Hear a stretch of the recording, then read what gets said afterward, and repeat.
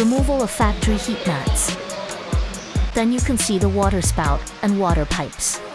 Separate them. Remove the water pipes. Loosen the nut of the hood. Then you can remove the original hood. Remove the water spout from the original hood and put it to the carbon fiber hood. Measure and mark the mounting position. Use a suitable tool to cut holes in the marked positions. Install the water spout.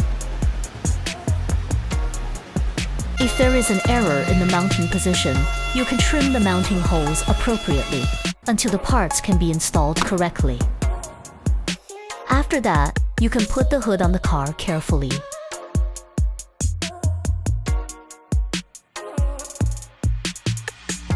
Install the hood on support rod with the screws. Use suitable shims if required. Please do not lock the screws completely, that the position can be adjusted.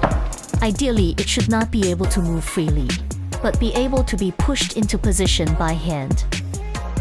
Carefully close the hood and observe the edge gaps.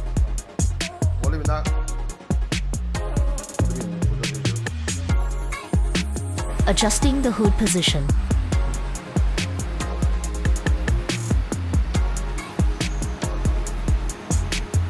Also, you can move the fenders to match.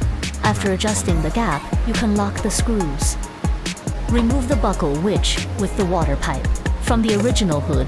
Make holes in the carbon fiber hood at the right place to install the buckle and fix the water pipe. At last, adjust the hood pads to the right height.